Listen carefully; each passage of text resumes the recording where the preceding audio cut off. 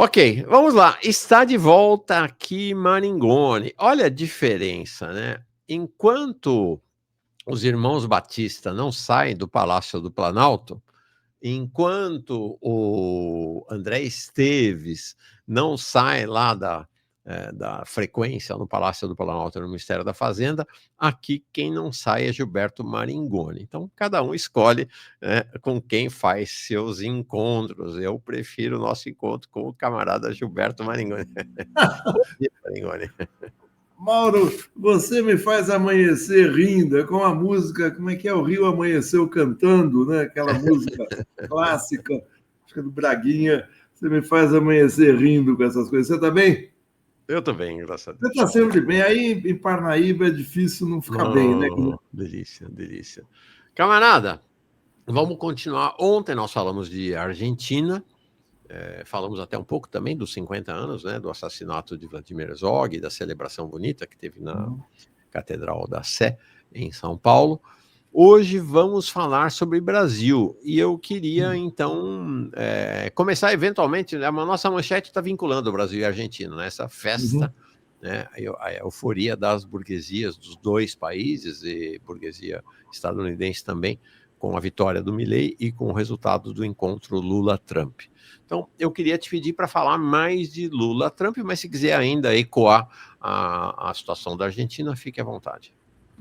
Olha, Mauro, o governo americano, o governo do Donald Trump, está investindo pesadamente para reverter um quadro na América Latina que teve sua manifestação mais acentuada na primeira até 2015, na primeira década e meia desse século, que foi ter governos que, se não eram governos claramente de esquerda, eram governos que escapavam da sua órbita, da sua manipulação direta, vamos dizer assim. Isso em especial na América do Sul. Nos governos Lula, o governo dos Kirchner, tanto o Nestor quanto a Cristina, o governo Chaves, aí, especialmente um governo de oposição ao Império Norte-Americano, continuidade do governo cubano, o governo Rafael Correa no Equador, Evo Morales na Bolívia, o curto governo do Paraguai, do padre...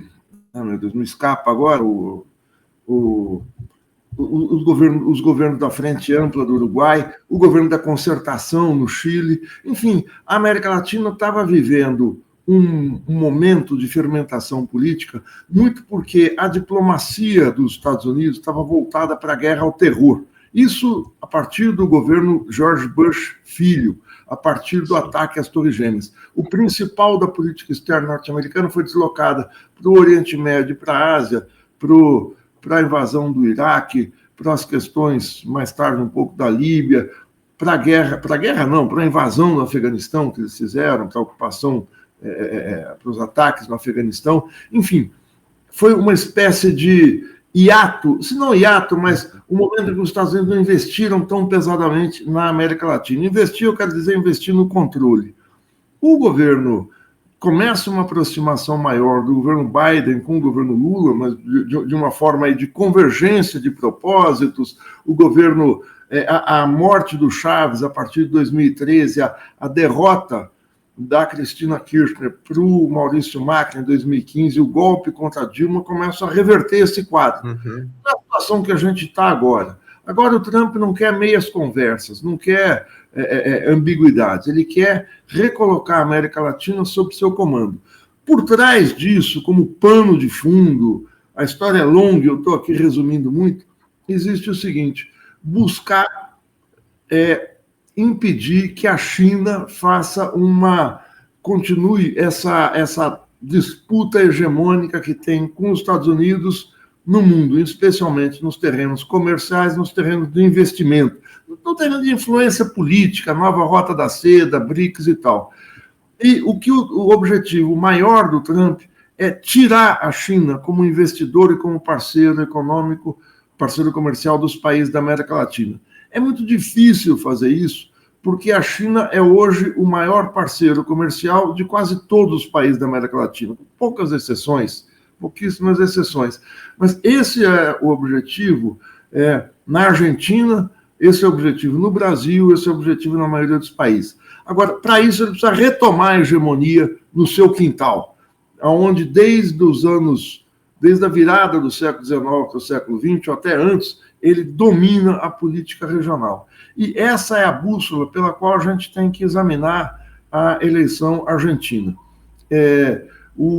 A gente viu ao longo do dia de ontem, isso foi falado em vários lugares, o investimento de dinheiro que o Donald Trump fez na eleição argentina foi brutal. Foram 20 bilhões de dólares, mas mais do que isso, foram investimentos diretos do Tesouro Americano de 2 bilhões de dólares esse mês para segurar a taxa de câmbio na Argentina. Ou seja, para impedir que a moeda argentina, o peso, caísse muito, derretesse em relação ao dólar e causasse um pânico na população, um medo, uma insegurança econômica que poderia ter consequências eleitorais desastrosas. O que se falava já nos dias anteriores à eleição é que a Argentina tinha um novo secretário da Fazenda, um novo ministro da Fazenda, que era o Scott Bessent, que é o secretário do Tesouro, o equivalente a ministro da Fazenda dos Estados Unidos. Os Estados Unidos assim, estreitaram o seu comando sobre a economia argentina. O resultado que se manifesta no comportamento das bolsas, no comportamento do câmbio ontem em Buenos Aires, e com reflexos em toda a América Latina, mas em Buenos Aires, o aumento dos ganhos na Bolsa de Buenos Aires, o índice Merval subiu muito. Acho gozado um país ter isso antigamente a gente não associava, mas o país tem um índice chamado Merval, o Brasil tendo o seu Merval Pereira, que não tem nada a ver uma coisa com outra, eu acho só um trocadilho curioso. Mas o índice Merval subiu quase 45%, e o dólar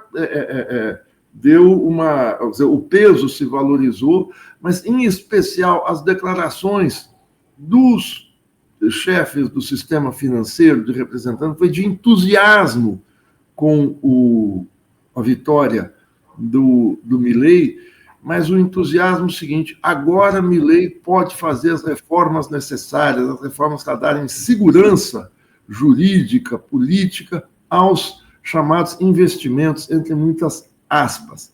O que é essa vitória? O Milei conseguiu, a gente foi vendo ao longo do dia de ontem, que o Milei conseguiu emplacar, conseguiu eleger os números variam porque a conta de chegada está sendo feita, mas alguma coisa em torno de 99 a 101 deputados. Mas o peronismo conseguiu ter 96. Então, no total, na Câmara, a desproporção não é tão grande, se a gente olhar em termos absolutos. O que ocorre é que agora o Milei consegue impedir duas coisas muito importantes. Ele consegue matérias aprovadas que o Congresso venha a vetar, matérias que o Executivo aprove no Congresso de interesse que contrariem a Casa Rosada, o Congresso aprovou no último mês 2 medidas, impediu que o Milei fizesse cortes profundos na área de educação, em verbas para a universidade e em verbas para a saúde infantil. Eles vetaram cortes, projetos apresentados pelo Milei. Quando esse veto do Milei é desaprovado pelo Congresso, a lei cai, o projeto cai. Agora, a Câmara, o Milei tem condições de impedir o veto pelo número de votos que ele tem. Ele precisaria de mais de 1/3 de votos para impedir o veto. E ele conseguiu isso. Ele conseguiu também ter votos suficientes para impedir qualquer proposta de impeachment. Isso faz com que a aprovação de propostas de interesse da Casa Rosada, ou seja, do Executivo, seja muito maior. As manchetes dos jornais de ontem eram claras, agora ele vai avançar com a reforma da Previdência, reforma trabalhista e reforma nos serviços públicos em geral.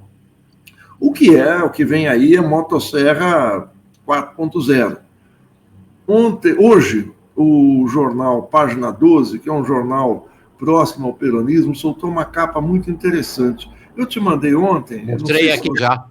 Mostrei aqui mais cedo já como um dos símbolos que acho que são duas imagens muito marcantes, né, de tudo isso. Primeiro é que o que tem de comum entre a situação argentina e a brasileira é essa figura aí, o Trump, né, em primeiro lugar. O que há de comum nas duas é a presença do Trump, e essa capa deles realmente sensacional, né? Na Argentina tem a capa deles, né, o Trump, o grande vencedor da eleição, e assim o editorial do Estadão aqui, fazendo um elogio a Lula e a Trump, né? Cenários interessantes. Deixa eu corrigir o número que eu coloquei aqui, que é o seguinte: qual é a proporção de forças dentro do Congresso? O justicialismo, os peronistas, os apoiadores da Cristina Kirchner, tem 101 deputados em 273. A Liberdade Avança tem 93. Ou seja, os peronistas têm 8 votos a mais. Agora, isso não quer dizer que o peronismo venceu, que o peronismo está bem. Porque houve isso. A extrema-direita consegue bloquear qualquer medida contrária à Casa Rosada, contrária ao Milei. É uma situação em que o Milei ganha fôlego para aprofundar cortes, para aprofundar o neoliberalismo. A campanha que foi feita nos últimos dias pelo peronismo era nação ou colônia. O que o Milei está fazendo é colocar a Argentina realmente na total passividade diante do avanço dos Estados Unidos na disputa de poder na América Latina. Quer dizer, eles controlam o governo argentino agora. Agora, controlam por quê? Porque a economia argentina não consegue rodar por si própria. A economia argentina, historicamente, desde pelo menos 2005, quando o Néstor Kirchner fez uma reestruturação da dívida, de parte da dívida, ou seja, deu calote em 1/3 da dívida argentina, era uma parcela da dívida externa em dólares, que era uma dívida que o Estado argentino tinha com especialmente fundos de pensão italianos e fundos de pensão europeu. Ou seja, não eram grandes bancos, era um setor menos poderoso do capital financeiro. Quando ele dá o calote, reestrutura a dívida e vai regularizar isso ao longo dos anos seguintes, mas a Argentina foi limada do mercado de crédito internacional. Então, ela teve muita dificuldade de conseguir financiamento externo, conseguir créditos para girar a sua economia, para financiar uma série de iniciativas, gastos públicos, investimentos, enfim, a economia argentina ficou meio que bloqueada internacionalmente. Só as exportações não sustentavam a necessidade de entrada de dólares que o país tinha, que o país tem, né? É uma situação muito diferente da brasileira. A maior parte da dívida argentina, quase 90%, é uma dívida em dólares. No caso brasileiro, 96% da nossa dívida é em reais. O Brasil não fica. É muito improvável, é quase impossível o Brasil ficar numa situação de estrangulamento pela falta de dólares. A Argentina é muito fácil. Então, todos os governos tiveram muita dificuldade. E se rompe isso quando o Maurício Macri faz um empréstimo, o maior empréstimo da história do FMI, que é de 41 bilhões de dólares, 2017, 2018, ele consegue esse empréstimo que implicava um serviço, um pagamento, uma série de obrigações da dívida extremamente pesados. E esse foi o contencioso que causou um racha no Partido Peronista, no justicialismo, quando o Alberto Fernandes se elege em 2019.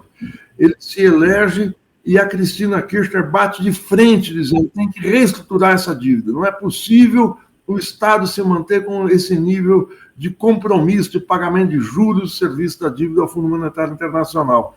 E isso causa o afastamento, que o Alberto Fernandes mantém os pagamentos e o seu governo acaba sendo um governo medíocre. É verdade que a pressão externa e interna era enorme, mas foi um governo muito inviabilizado por causa disso. E a gente chega agora com novos empréstimos, com maior compromisso. Por quê? Porque a Argentina, a sua economia não tem capacidade de gerar os dólares necessários para financiar o próprio Estado, para financiar as obrigações do próprio Estado. Então, o que o Milei está fazendo é aumentando essa dependência. O Trump vai colocar mais 40 bilhões, quer dizer, 20 agora, 20 logo adiante, para sustentar o funcionamento corrente da economia.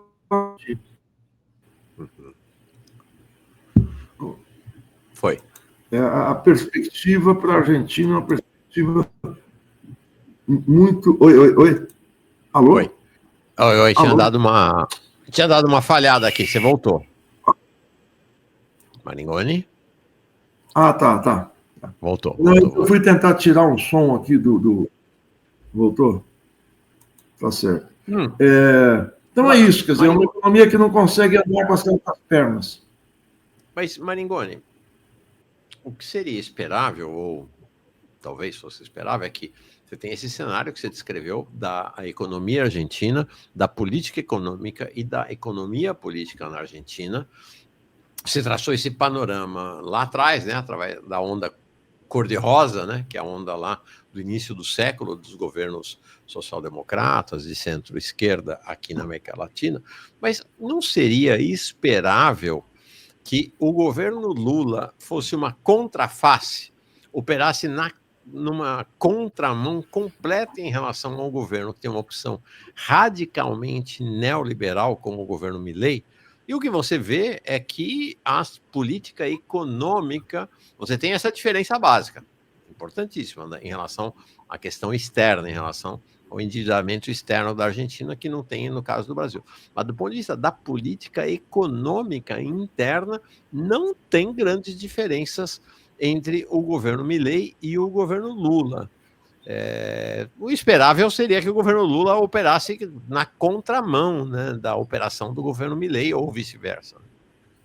Mauro, eu acho que a gente pode dizer o seguinte, que o governo Lula tem na política econômica os pressupostos, a base conceitual, teórica, é exatamente igual, que é o grande consenso neoliberal que está em toda a América Latina, está no governo francês e tal, que é o seguinte: eu tenho que garantir a remuneração dos detentores de títulos da dívida pública, eu tenho que manter os títulos com credibilidade, porque senão eu não financio o Estado, etc.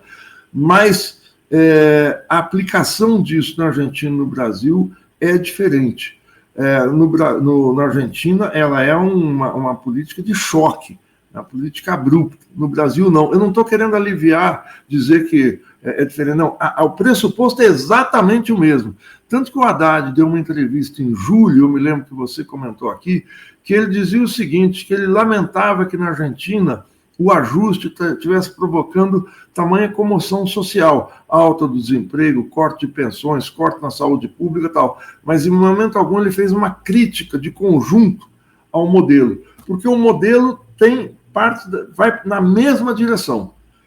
O problema, a diferença, é que a Argentina, por exemplo, tem reservas, né, cambiais mínimas. Eu li ontem um dado que eu fiquei assustado, que é que a Argentina tem 4 bilhões de dólares. Assim, eu procurei ver se esse número estava correto, eu não consegui, mas 4 bilhões de dólares. 4 bilhões de dólares não é nada, não ter reservas de dólares de reserva. Né? Não para nós. 4 bilhões faz alguma diferença para mim e para você. Mas para um Estado como o brasileiro ou Argentina, 4 bilhões de dólares é troco de pinga. Não é absolutamente nada. Se é isso, é um grau de fragilidade impressionante. E é uma fragilidade que se tornou estrutural. Então, a necessidade de atrair... E o Milei atrai dólares dessa maneira. Eu vou cortando e aumentando a confiabilidade. Vou vendendo pedaço do Estado, vou subordinando o Estado, colocando sob controle do Tesouro Americano para que os investimentos venham. Toda a ação do Milei, ela é muito agressiva para os de baixo. Ela é totalmente subserviente com a economia americana, com o Tesouro Americano. É uma economia que vai chegar a um ponto de semi-protetorado. Esse aprofundamento que o Milei tem, esse respiro para os próximos 2 anos, é muito sério, é algo muito sério. Agora, o que eu falei ontem, a reversão da expectativa de vitória eleitoral que havia até poucas semanas antes da eleição, potencializada pela vitória que os peronistas tiveram nas eleições regionais da província de Buenos Aires, eles tiveram 47% de votos para os deputados estaduais, senadores estaduais, que na Argentina tem esse negócio, tem senador estadual, em 7 de setembro, 47 a 33,8 do Milei, do Liberdade Avança. Essa situação se inverteu. O Milei, o Liberdade Avança, agora, nas eleições nacionais em Buenos Aires, o Milei teve 41,5 e o peronismo teve 40,8. Tá bom que é uma diferença pequena, mas é vitória. Eles perdem. Se a diferença anterior era de 47 a 33,8, a 13 pontos, é algo assim, é muito difícil entender como é que esses 13 pontos viram fumaça em um mês. Teve a injeção de dinheiro do Milei, mas tem, sobretudo, uma campanha que o Milei faz militante de quase terrorismo político para cima do justicialismo, de chantagens com a oposição, de que o país vai acabar, de que o país vai ser o caos e tal, que numa população assustada, numa população indefesa diante dessa situação, com o aumento da pobreza, a chantagem dele é a seguinte: olha, vai piorar a situação se nós perdermos. E aí acaba acontecendo essa reversão. Isso que eu estou falando não explica, mas são os indicativos que a gente tem para essa reversão. É claro que é muito mais importante você estar no país, sentir o clima, do que você estar lendo 1000 indicadores, você está lendo a imprensa argentina e como é o comportamento do próprio capital financeiro dentro do país. Agora, que para a América Latina é algo muito sério, é um alerta aqui para o governo Lula de que essa eleição de 2026 aqui no Brasil não será um passeio. A intervenção do presidente dos Estados Unidos vai ser muito forte aqui no Brasil, por mais que os afagos, por mais que se cante vitória nessa reunião do Donald Trump com Lula. Você está sem microfone, Mauro. Falar de Brasil agora, Maringoni, sobre isso, falei de mais cedo assim, a gente tem que olhar, tem uma celebração, uma comemoração e os eventos que acontecem acima da linha d'água. É o encontro dos dois, é a química, a petroquímica, é o Lula dando parabéns para o Lula, o Trump dando parabéns para o Lula pelos 80 anos, jurando amor eterno, as negociações rolando, o Bolsonaro totalmente desprezado, jogado, né, pela janela pelo Trump, né, como eu falei, não há nada mais detestável nos Estados Unidos, né, nessa cultura dominante estadunidense, do que o loser, né, o perdedor. Né, e o Trump hoje encara o Bolsonaro como um grande perdedor. Então, isso é o que está acontecendo em cima da linha d'água. Agora, embaixo da linha d'água, de maneira menos visível, tem a negociação estrutural, né? A negociação que mexe com as estruturas econômicas, né? O Trump colocou o bode na sala, que são as tarifas, e para tirar o bode da sala, ele está querendo as terras raras. Por sinal, ele acabou de anunciar lá no Japão que fechou um acordo para a entrega das terras raras japonesas para os Estados Unidos. Ele já garantiu as terras raras do Japão, já garantiu as terras raras da Ucrânia e agora quer as terras raras brasileiras. Né? E não apenas isso, né? Ele quer transformar o Brasil em pasto para os data centers dos Estados Unidos. Por quê? Né? Tá aqui, ó. Os data centers já estão inflacionando as contas de eletricidade nos Estados Unidos, porque os data centers é um negócio brutal, gente. É brutal. Né? É brutal o consumo de energia e água desse data center. Né? Então, é outro tema. Aí o Trump quer obrigar empresas brasileiras a investirem nos Estados Unidos. Aí o Trump quer abrir as compras, as multibilionárias compras governamentais aqui do Brasil para a burguesia estadunidense. Então, vamos dizer assim, por baixo da linha d'água, tem uma negociação rolando de entrega do país para os Estados Unidos, né, Maringoni? Mauro, olha, é muito interessante isso que você fala, essa imagem acima da linha d'água e que está abaixo da linha d'água. Acima da linha d'água, a gente tem a imagem do Lula conversando com o Trump, E essa foto, a imagem do Ricardo Stuckert, que foi muito feliz, que coloca o Lula sentado na poltrona, numa posição de conforto, numa posição quase que de proeminência, e o Trump agachado, não é agachado, mas ele está na ponta, sentado na ponta da poltrona, se aproximando do Lula. Ou seja, o Lula como sendo, dominando a reunião. Isso pode ter acontecido, porque o Lula, você sabe, tanto quanto eu, é muito competente nesse jogo de imagens, e eu imagino até que essa postura do Lula tenha sido estudada muito antes para a produção da foto. É muito impressionante essa imagem do Lula sentado e o Trump na foto que está mais aí à direita. Ontem mostrei as duas fotos para mostrar a guerra de imagens também, né? A foto que o governo brasileiro divulgou, e a foto da esquerda, do Trump sorridente e de um Lula carrancudo, é a foto que o governo dos Estados Unidos divulgou, né? Interessante. Agora, exatamente. Agora, o que a foto do Stuckert, a foto nossa, a foto brasileira, quer mostrar? Que é uma relação entre dois indivíduos, ou seja, dois indivíduos muito inteligentes, muito competentes, cada um representando seus países. O ângulo que o Stuckert pega a foto, se você puder voltar ela só um pouquinho para pegar um detalhe, claro. Que é o seguinte: o Lula está com a bandeira brasileira ao fundo, ele está quase como na poltrona defendendo as cores do Brasil. É muito inteligente essa foto, ela tem essa carga subliminar e muito diferente da foto do Zelensky com o Trump, que a gente se lembra na Casa Branca há alguns meses. Mas parece o seguinte, que é uma negociação entre dois indivíduos. E não são dois indivíduos.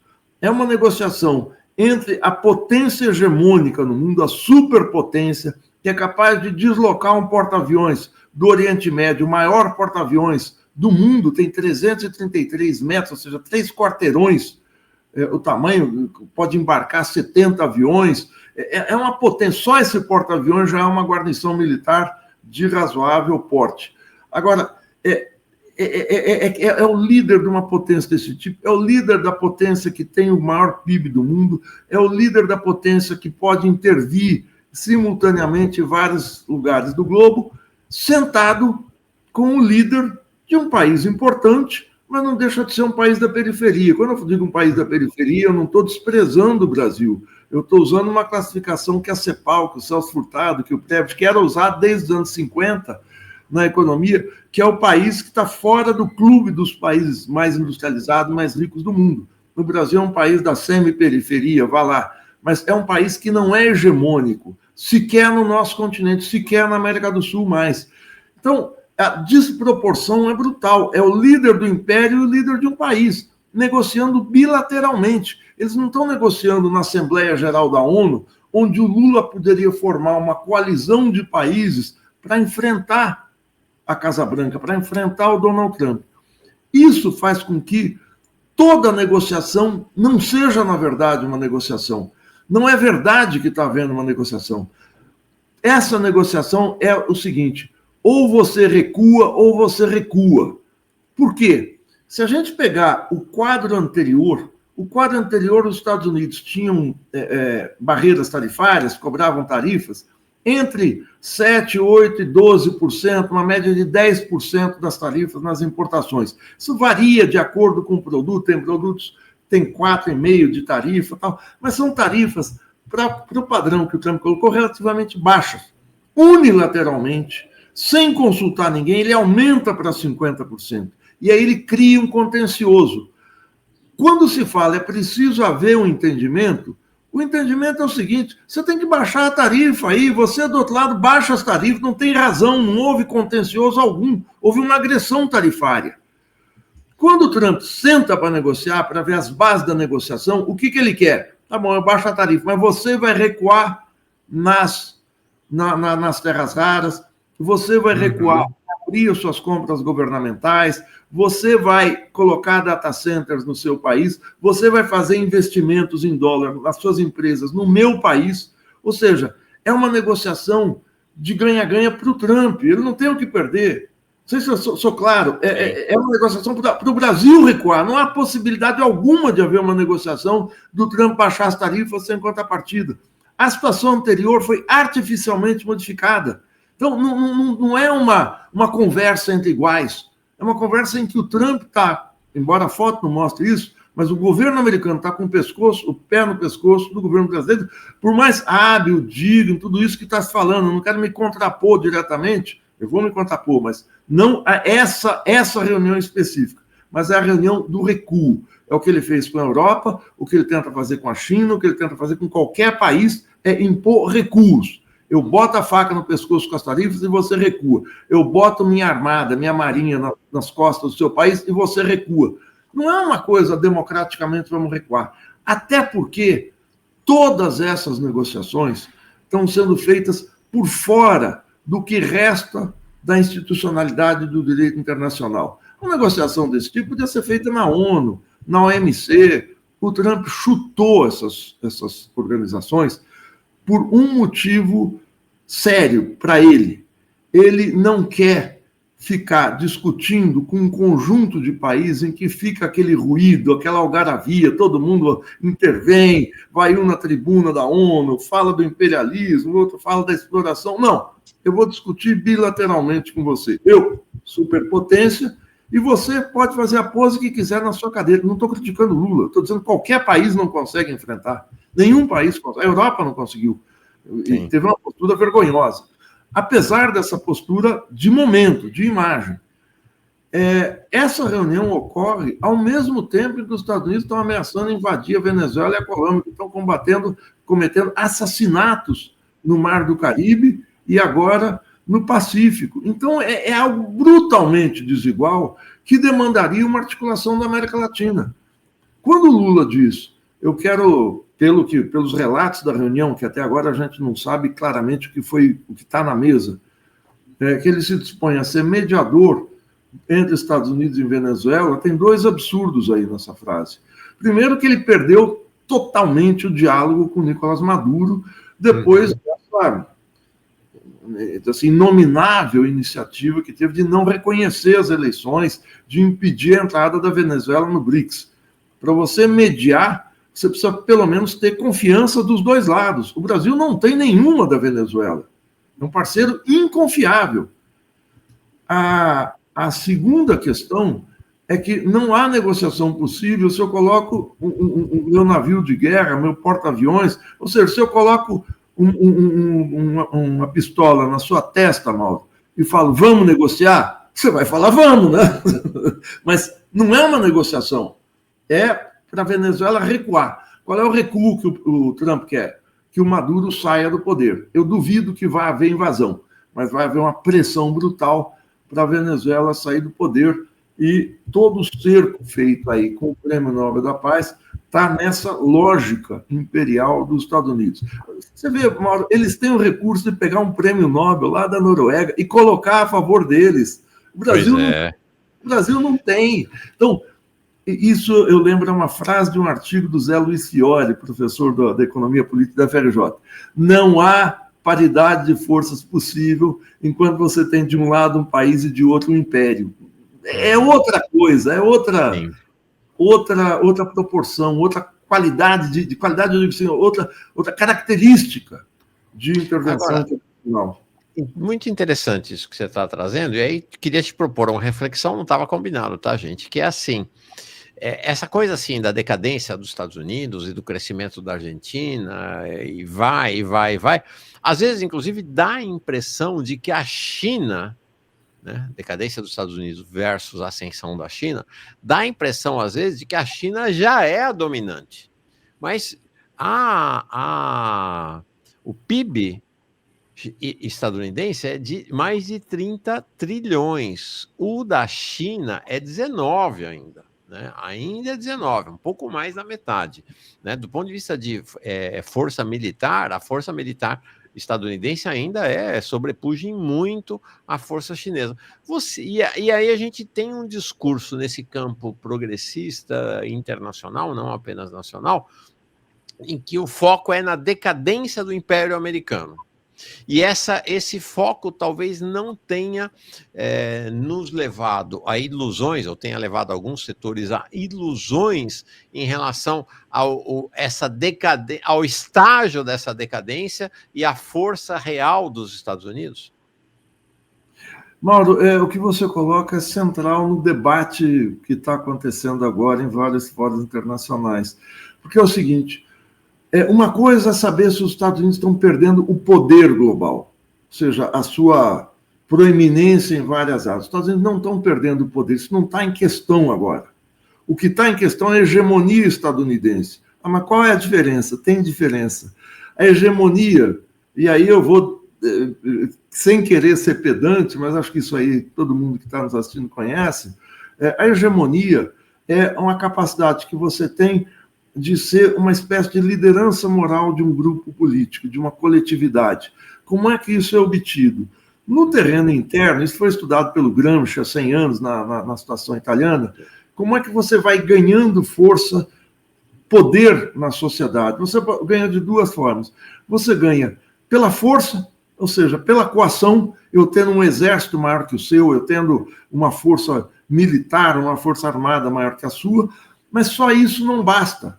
Eu não consigo, numa sociedade complexa, ganhar o poder, ganhar força com isso. Eu tenho que te convencer que é melhor estar sob minha direção, estar sob a minha guarda, do que sob a sua ou de qualquer outro. Por quê? Porque eu sou capaz de defender o interesse geral. Eu não estou defendendo meus interesses, eu estou defendendo, num governo qualquer, eu convenço as pessoas de que eu estou combatendo a pobreza, isso é bom para todo mundo, veja que bonito, eu estou combatendo a violência, eu estou combatendo a desigualdade, eu consegui convencer, mesmo que eu não esteja combatendo. E esse convencimento, quando eu consigo fazer por ações distintas, diversas, eu passo a ter uma liderança moral. Eu digo a você, e você acredita em mim, que eu não estou defendendo o meu interesse ao elevar a taxa de juros. Eu estou dizendo para você, Mauro, eu estou elevando a taxa de juros para combater a inflação. É isso, é o interesse geral de todo mundo. Quando a gente sabe que se eleva a taxa de juros para aumentar a rentabilidade dos detentores de títulos da dívida pública, ou seja, dos especuladores. Mas eu consigo te convencer que não, que é a inflação. Essa liderança moral que eu consigo, ao mostrar que eu não estou defendendo o meu interesse, estou defendendo o interesse geral, quando transplantado para a seara internacional, se dá na liderança moral dos Estados Unidos. Eles têm a coerção, claro, eles têm, o que eles estão fazendo aí na costa do Caribe, na Venezuela, na Colômbia, é a coerção. Mas, historicamente, os Estados Unidos foram à guerra do Vietnã, à guerra na Coreia, deram golpes pelo mundo dizendo o seguinte, gente, nós não estamos usando violência, nós não estamos defendendo nosso interesse, nós estamos combatendo o comunismo ateu, o comunismo que come criancinha, que acaba com as liberdades. É isso que nós estamos, nossos valores, os valores cristãos, a nossa ética. E isso convence uma parte significativa da opinião pública mundial, isso serve de argumento para a mídia, para a imprensa, para governos e tal. Então, essa liderança moral dos Estados Unidos no pós-Segunda Guerra Mundial foi extremamente forte. Isso se deu de várias maneiras, né? Isso se dá no cinema, quando você colocava lá nos anos 80, 90, o Rambo ou o Schwarzenegger combatendo terroristas islâmicos, quando você coloca nos anos 50 filmes da Guerra Fria combatendo o comunismo, quando você...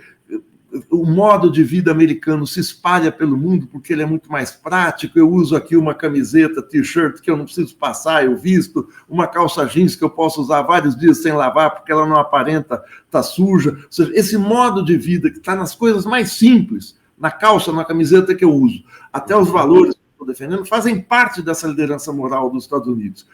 Agora, a liderança moral está em questão, porque está claro que ao colocar essa armada no Caribe, o Trump não está defendendo o interesse geral, ele está defendendo o interesse dele. Na hora que ele chega para a Europa Ocidental e fala, como naquele discurso do J.D. Vance, o vice-presidente americano, na Conferência de Segurança em Munique, no final de fevereiro, começo de março desse ano, que a Europa agora tem que se virar, na prática foi isso, porque os Estados Unidos não vão mais investir na segurança da Europa, cai por terra a ideia de que os Estados Unidos estão defendendo o interesse de todos. Os Estados Unidos estão defendendo o interesse deles. Isso o Trump começa a perder, a liderança moral, embora não perca a força. Perde o convencimento. Essa volta que eu dei é para dizer o seguinte, o poder eles estão mantendo cada vez mais pela violência e pela força. Só para terminar, para não ficar aqui falando sozinho, bloqueando aqui da fala, é o seguinte, eles estão no balanço da hegemonia, quando eu falo hegemonia é força e é convencimento. eles têm muito menos poder de convencimento, mas estão usando muito mais a força. Isso se dá numa situação de disputa de hegemonia com a China. Onde é que a China disputa hegemonia? No comércio, no investimento, na articulação da nova Rota da Seda, no BRICS, em consolidar um bloco asiático com a Rússia e com a Índia, com todos os problemas que isso tem, para se contrapor ao poderio econômico e não militar ainda do Ocidente, a entrada da China na África. Isso mostra o seguinte: a hegemonia dos Estados Unidos está em xeque quando ela investe na América Latina mais do que os Estados Unidos, ou quando ela comercializa mais do que os Estados Unidos, quando ela compra parte do setor elétrico brasileiro, argentino, colombiano e tal. Essa disputa de hegemonia está colocada. Toda a movimentação do governo Trump é uma movimentação muito violenta para não perder a hegemonia. Eu vou falar uma coisa que parece um sacrilégio. A movimentação do Trump é defensiva. Defensiva não é o seguinte, ele não está recuando. É defensivo o seguinte: estou defendendo a manutenção da minha hegemonia porque ela está em risco. Os países começam a falar em sair da economia do dólar. A Christine Lagarde, presidente do Banco Central Europeu, em junho, fez uma conferência na sede do banco, a gente comentou aqui, dizendo que os países estavam saindo da economia do dólar, o euro era uma alternativa a isso. Então, começa a ver esses sinais de que os Estados Unidos não são mais o ó do borogodó do mundo, os hegemônicos do mundo. É essa disputa que está colocada, e não explicitamente a disputa de poder. E aí, para finalizar, o Trump é uma coisa impressionante, porque a hiperatividade do seu governo e dele é de pautar a conjuntura internacional a todo momento. Então, ele está com Lula na Malásia, ele investe na Argentina, ele vai ao Japão, fala das terras raras, ele está buscando... Ele parece estar em todo lugar o tempo todo, né? Impressionante isso. É uma coisa quase... Ele busca reproduzir essa ideia da onipresença. Você que entende mais disso do que eu... É uma onipresença, ele está em todo lugar ao mesmo tempo, aqui e agora. Quer dizer, é quase uma... Não é uma divindade, evidentemente, mas é um poder que você fica espantado. Então, essa hiperatividade é para manter a hegemonia. O poder, exatamente... Ninguém está questionando o poder armado. O PIB americano é de 30, da China é de 19, do Brasil é de 4.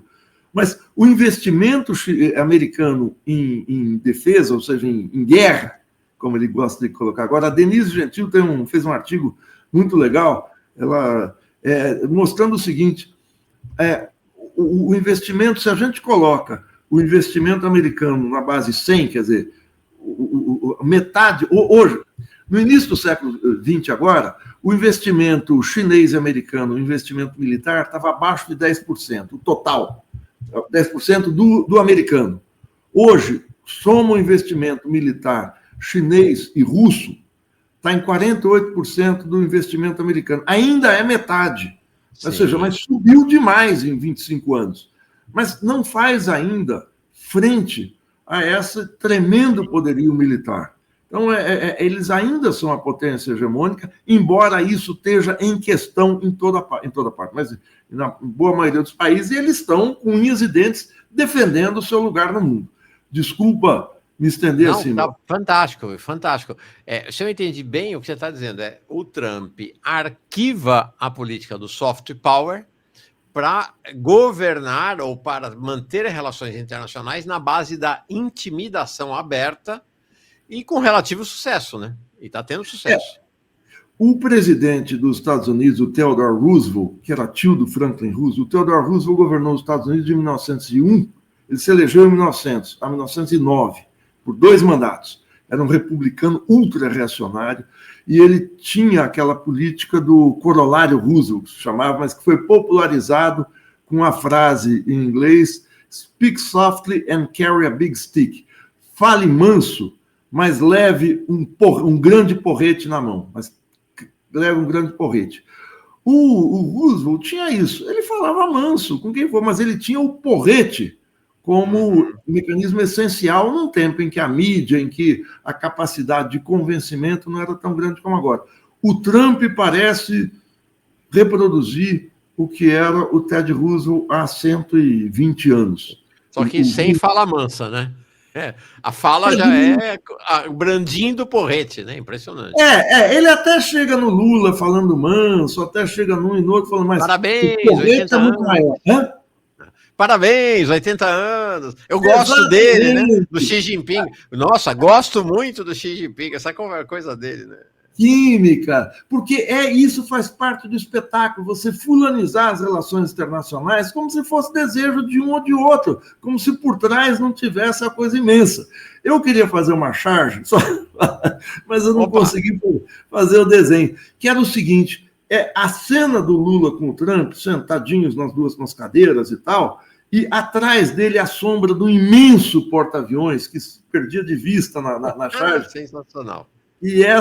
Mas eu não consegui dar o visual, vou ainda tentar, porque eles precisam ficar muito pequenos e porta-aviões muito grandes. Furo aqui do Farol Brasil, antecipando a charge de Maringoni. Agora, vamos olhar para o Brasil? Vamos.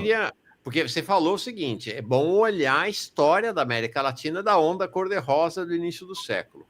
E me parece, eu não sei se você concorda, e queria que você operasse a partir disso e meditasse nesse assunto, é que, da mesma maneira como a gente tem uma mudança do lugar do imperialismo, da retórica, do discurso, da abordagem, me parece que a gente tem também uma mudança na abordagem da retórica do lulismo, dos governos petistas e de Lula.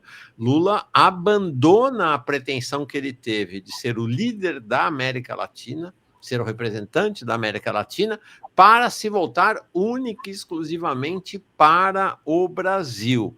Então, parece que também... É engraçado porque é um movimento, de certa maneira, correspondente ao do Trump, né? O Trump não está nem aí para o resto do planeta. Eu vou cuidar do interesse dos Estados Unidos. O Lula, a mesma coisa, né? Acabou essa ideia de ser um líder regional para se bastar as fronteiras brasileiras. Como é que se avalia esse momento do Lula? Mauro, isso é uma coisa ambígua, porque ao mesmo tempo que ele se volta para o Brasil porque tem uma eleição... Opa! Deu uma congeladinha aqui o nosso Maringoni. Vamos ver se ele... Ele é bonitão, mas deixa eu tirar aqui enquanto ele volta. Maringoni, volta. Queremos te ouvir sobre essa ambiguidade. Onde está você, Maringoni? Congelou de fato? Às vezes isso acontece por conta de uma ligação telefônica. Travou. Deu uma travada. Acho que ele chutou o cabo da internet na casa dele. Foi algo mais ou menos assim. Eu quero muito ouvir o Maringoni sobre esse momento do governo Lula. Volta, homem, a gente quer te ouvir. Deixa eu ver se ele mandou alguma mensagem para mim aqui no WhatsApp. Não mandou, não. Deve estar tentando voltar ou deve estar voltando.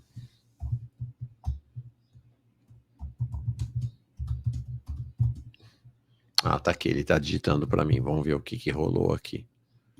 Vamos ver. Caiu.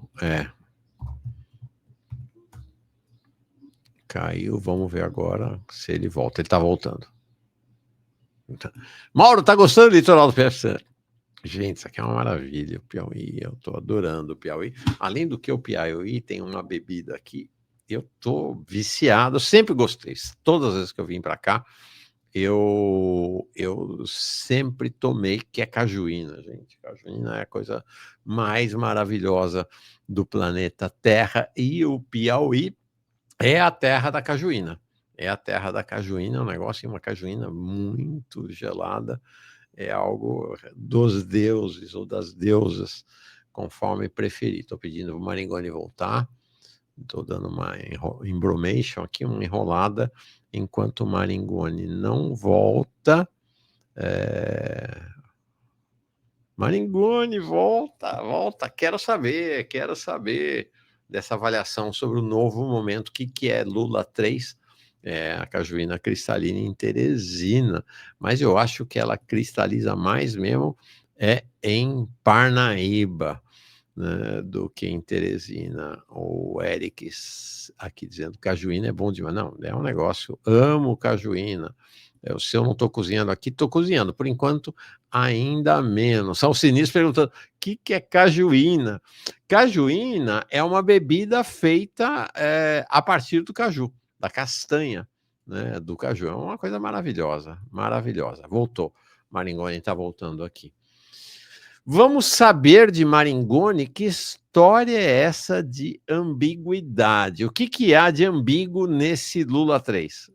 Fala, Maringoni. Tudo bem? Caiu aqui, ó. Eu estou no celular agora, eu não sei se... Tá bom, Estou legal? te escutando. Peraí, deixa eu arrumar aqui. Pronto, voltou. Tá bom. Legal. Você Vamos embora. Você me ouve bem? Super, estamos ouvindo sim. Ah, tá certo.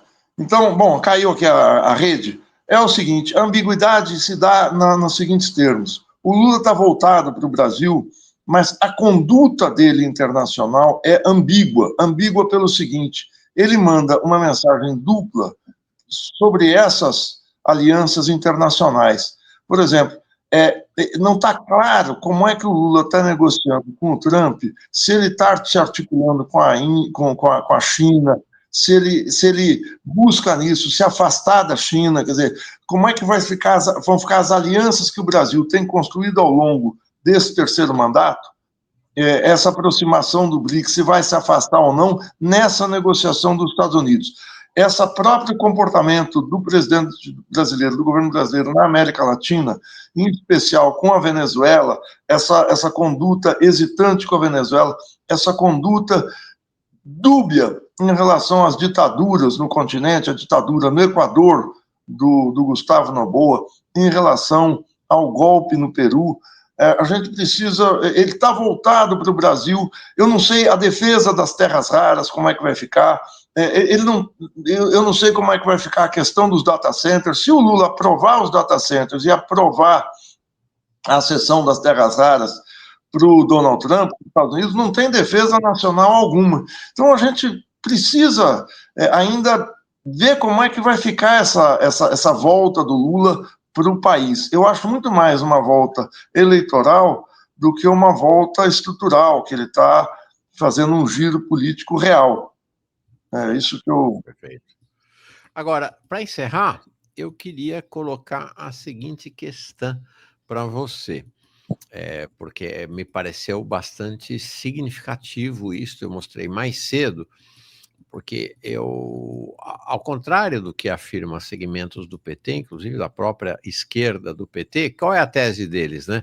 De que está tendo um giro à esquerda do Lula, e que a confrontação com Trump estaria levando o governo a um giro à esquerda. Não me parece haver qualquer evidência disso, né? Toda a política econômica do Lula, isso não se confunde a economia política, a política econômica do Lula com medidas de cunho eleitoral, né? Que ele vem tomando para garantir a reeleição dele. Mas me pareceu um fato bastante significativo, Maringoni, este artigo do Beluso, porque a gente começa a ter o Tsunami da Ignorância foi publicado no site da Associação dos Engenheiros da Petrobras. Enxergar a dívida pública como um mal a ser combatido é negar sua natureza de âncora do crédito privado, e aí ele segue adiante. Esse ataque, isso aqui, a dívida pública, não há cânone maior deste, que foi um discípulo dele, do Galípolo e do Haddad, do que enxergar a dívida pública como um mal necessário. Em que pese o Beluso não fazer qualquer declaração mais agressiva em relação ao governo Lula, me parece que tem uma massa de formuladores econômicos e políticos progressistas que, de maneira discreta, começa a se afastar do governo, né? Não, você sabe que eu comecei a ler esse artigo agora cedo e falei, aí eu vi a hora, falei, deixa eu entrar lá no programa do Mauro. Então, eu não li o artigo todo, vou terminar de ler. Agora, a dívida pública não é um inferno na Terra, em termos absolutos, da maneira do governo se financiar, mas é mais do que tudo uma maneira do governo manter a liquidez do mercado privado, né? Agora, ele começa a criticar a proposta de um senador, eu não me lembro qual, ele tem um nome... Oriosto. É o senador Oriosto. O senador Oriosto, que ele quer limitar a dívida pública uma determinada proporção do PIB. Se o governo passa, o governo vai ser penalizado. O governo não, o Estado brasileiro vai ser penalizado, e as penas são muito pesadas, ele coloca aí logo no começo. Essa questão de você criminalizar, é quase criminalizar, botar uma canga na política monetária também é muito ruim. Parece que ele está fazendo algum tipo de justiça e não está. Qualquer país que quer ter uma moeda conversível precisa ter um mercado de dívida pública. O problema brasileiro não é ter ou não ter dívida pública. O problema brasileiro é alta, é o percentual da taxa de juros. Essa taxa de 15% é indefensável. E é uma taxa de juros, não vamos dizer que é do Galípolo, é a taxa de juros do governo Lula, porque ela é feita em combinação com o governo. Sim. Não é em combinação às escuras. É o Conselho Monetário Nacional, composto pelo Ministério da Fazenda, Fernando Haddad, pelo Ministério do Planejamento, Simone Tebet, e pelo Banco Central, combinam qual vai ser a meta de inflação. O Banco Central precisa fazer a única ação que ele faz, que é elevar ou baixar os juros, para que essa inflação lida aí como uma inflação de demanda, ou seja, tem muita gente comprando muito, por isso a inflação está aumentando, é o único mecanismo que ele tem. Ele aumenta os juros e arrebenta com a economia brasileira com uma taxa dessa ordem. Essa é uma decisão do governo Lula. Não é só porque o Galípolo viajou para a Ásia junto com a comitiva do Lula, porque o Galípolo vai correr junto com o Lula domingo de manhã. É porque o Galípolo é uma escolha do governo Lula. O Galípolo é um banqueiro, é um pequeno banqueiro, mas é um banqueiro. O Galípolo é um homem de 44 anos que, quando sair do governo, quer fazer carreira no mercado financeiro, não vai brigar com o mercado financeiro. O Galípolo é o homem que fez a modelagem, ou seja, o desenho econômico financeiro da privatização da SEDAI, a Companhia de Águas, a Sabesp do Rio de Janeiro, né? A Companhia de Água e Esgoto do Rio de Janeiro. Então colocou porque quis. O problema não é o Galípolo. O Galípolo está lá, é um banqueiro e tal. A mesma coisa, os petistas há 10 anos demonizavam Joaquim Levy. O problema não é o Joaquim Levy. Joaquim Levy é um cara que todo mundo sabe o que é. É a mesma coisa, o Fux é um canalha. Sim, mas quem colocou ele lá sabia quem era o Fux, porque ele tem história no Ministério Público, na Justiça do Rio de Janeiro. Então, eu não vou tecer comentário, porque eu não li inteiro o artigo do Beluso, mas confio no que você está falando. É isso, a América Latina está em disputa, a próxima disputa de vulto aí é a Colômbia, que você já citou aqui. Exatamente, eleição em maio do ano que vem vai ser uma disputa acirradíssima, e pode ter certeza que essas manifestações do Trump em relação à Colômbia já estão mirando o processo eleitoral lá, né, Maringoni? Também estão de olho, né? Tem 30 pré-candidatos, a Colômbia é um país extremamente violento, um deles foi assassinado, sofreu um atentado em julho e morreu em agosto, depois de uma agonia no hospital, que era o senador Miguel Uribe, não era um candidato de maior peso, mas você tem uma série de candidatos, o governo Petro tem uma popularidade de 30%, luta com unhas e dentes, e é um governo extremamente digno, extremamente corajoso, que mobiliza a população. Daqui até maio, o tempo cronológico é um tempo curto, são 7 meses, mas o tempo político é um tempo longo, muita coisa pode acontecer. Agora, esse senador Ivan Cepeda é uma figura, eu fui pesquisar a história dele, é uma figura que tem uma carreira muito paralela com a do Petro. Eles são da mesma geração, o Petro é de 1960, tem 65 anos, ele tem 63. Ele é filho de um casal de comunistas, o pai dele foi perseguido político, ele com 3 anos de idade. Eles foram para o exílio, primeiro na Tchecoslováquia, depois em Cuba. Ele volta para a Colômbia adolescente, entra na atividade política no movimento estudantil. O pai dele é assassinado, ele entra na defesa dos direitos humanos, da punição dos paramilitares, faz uma carreira política pela esquerda, ele entra na mesma organização guerrilheira, o M19, do Gustavo Petro, é perseguido, se exila primeiro na Bulgária, em 83, aos 20 anos de idade, se exila na Bulgária, estuda filosofia, volta para a Colômbia, perseguido novamente entre 2000 e 2003, se exila na França, ou seja, é um militante desses militantes extremamente comprometidos com a luta popular. Quando eu digo ele tem uma carreira muito semelhante à do Gustavo Petro. O Petro foi preso político também. Então, ele é senador por Bogotá, do Polo Patriótico, então não me parece aquele arranjo que o Petro pega qualquer um. Pega um grande quadro político. Agora, não se sabe o potencial de massa, o potencial de votos que ele tem nessa situação em que o governo está acuado internamente e agora externamente. O Trump seguramente vai despejar todo tipo de recurso, sejam legais ou ilegais, para garantir que a Colômbia não permaneça nas mãos da esquerda, do governo hostil aos Estados Unidos. Lembrando que Petro dorme com o inimigo, né? Toda noite, né? Você tem, acho que são 9 bases militares dos Estados Unidos que são herança da longuíssima história de uma Colômbia submetida pela sua burguesia ao imperialismo, né? Agora, não vamos esquecer, é verdade, mas o Petro é muito duro. Ele tomou posse em 7 de agosto de 2022 Isso. E no final do mês ele removeu toda a cúpula militar do Exército, da Marinha, da Aeronáutica e Polícias Nacionais. Foram quase 60 oficiais generais que foram trocados. Ele não foi dormir, ele dorme com o inimigo, no inimigo que ele não consegue expulsar, o inimigo que ele consegue tirar, ele não botou nenhum múcio na área de segurança. Realmente uma figura... E o gozado é que ele teve uma relação que não foi de aproximação imediata com o Maduro, não. Ele criticou o Maduro acidamente, mesmo nas eleições, mas agora, diante da agressão imperial, ele não vacila. Ele está com o Maduro, ele está com o governo venezuelano, e eu acho que isso é um comportamento, né, politicamente dos mais elevados, dos mais, não falar correto, mais nobres mesmo. É isso, diferentemente de outros presidentes da América Latina. Maringoni, muito obrigado, foi ótimo. Bom, já deu para ver que Maringoni vai com a gente aqui acompanhando o processo eleitoral colombiano, muito importante.